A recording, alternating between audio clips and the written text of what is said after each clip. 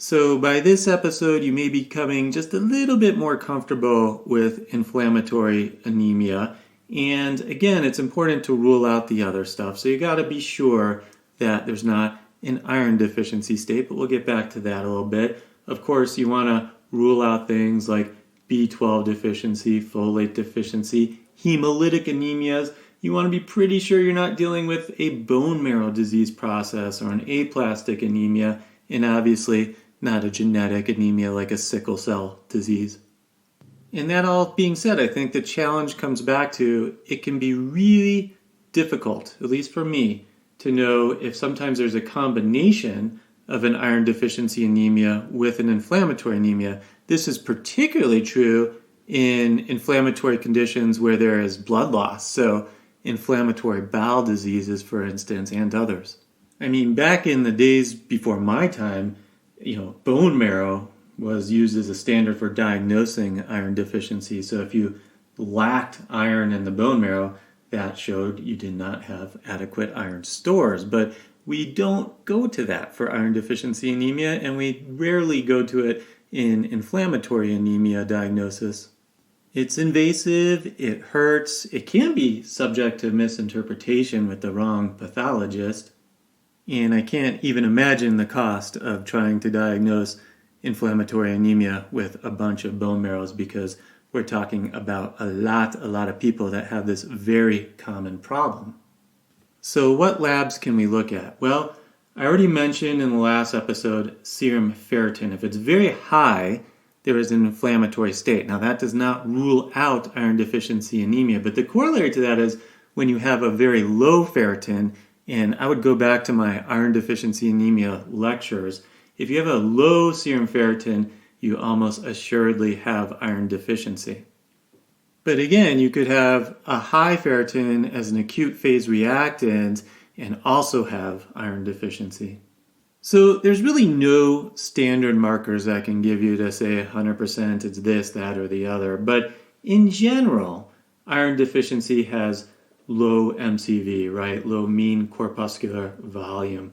And anemia of inflammation usually has a normal MCV. Serum transferrin is usually high in iron deficiency and low in anemia of inflammation. If you can test serum hepcidin, which I realize is probably not available everywhere, it's high in inflammatory states, low in iron deficiency. Though I'd like to emphasize that labs are not the only thing to look at, although there are some things we haven't talked about, like a lab of looking for blood loss, like hemoccult blood, and getting endoscopy if needed. But also, you're obviously looking to see if this patient has a highly inflammatory state. Now, sometimes that can be looking at other things like a C-reactive protein, but the disease process itself, do they have AIDS? Do they have malignancy? Do they have infection? Do they have rheumatic diseases? And then sometimes you just got to take that extra step. So I was really glad that the September 19th, 2019 review, Anemia of Inflammation in the New England Journal of Medicine, that the authors do what I've been doing for years, but I haven't been sure is totally right, and some of my colleagues have criticized, which is, if you're not sure, just give the patient iron. I don't want to say that the authors were pushing this, but they said that you can consider a therapeutic trial of oral or intravenous iron. Now, if you've listened to my iron anemia lectures, I'm a much bigger fan of giving IV iron and not a big fan of oral iron, and I almost don't use oral iron at all anymore in the hospital setting. And the authors of this review article also back up that oral iron is much less reliable than intravenous iron, not to mention, which I've talked about probably ad nauseum, that oral iron is really hard to take as a patient. Most patients can't. Or if they can, they're pretty miserable taking it. I think my wife has a type of iron deficiency, but not just of the iron. I think she's deficient in almost all the appliances in our house. And at the age we've gotten to, there's probably not much treatment for that, which then brings me to treatment of anemia of inflammation. So let's move away from possible coexisting iron deficiency, which is not all that satisfying in 2019. I was talking about in a previous lecture that maybe some very specific treatments will come out.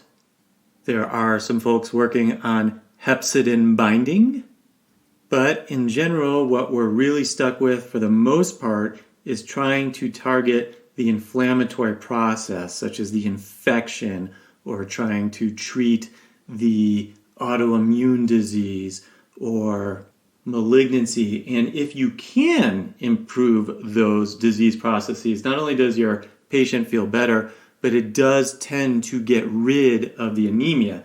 Now, the unfortunate problem is a lot of inflammatory conditions that we have, such as a late-stage cancer or some very difficult to treat rheumatologic conditions or some people that don't respond well to inflammatory bowel disease regimens, treating that underlying process can be a lot easier said than done.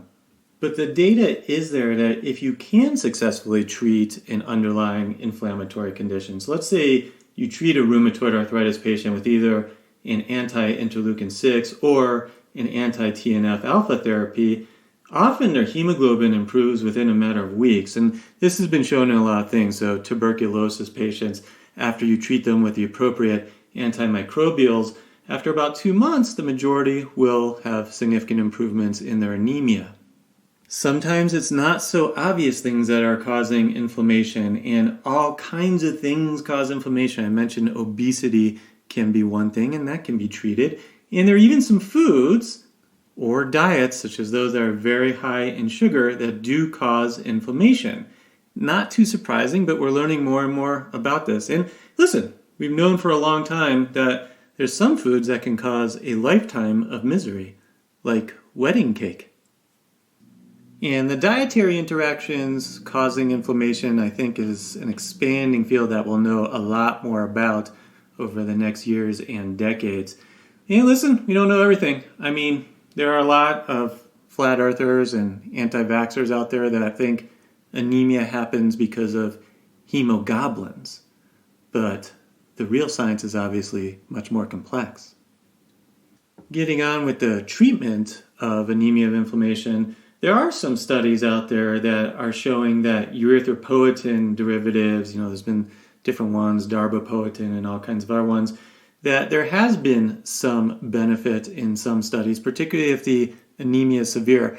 Probably not a good idea in mild anemia, not only because of cost, but remember, when we're using colony-stimulating factors, we can cause all kinds of problems, particularly if the underlying disease process is a malignancy. Using growth factors can be problematic or at a minimum worrisome. And likewise, there are risks like stroke with some of these agents. There's some that think that if you are going to be using erythropoietin, you may also want to consider using intravenous iron. And these kind of things are really more on an individual basis than some strong guideline statement. Well, that's probably where we should leave it. Otherwise, I might be prone to doing another wife joke and I can get into trouble. And I don't want to do that because truly, in a sea of people, it is my eyes that would be searching for her. I do love her a lot. Although she was kind of silly in saying yes to me spending the rest of my life annoying her. But yes means yes, so I will take it. And with that, I will catch you on the next round.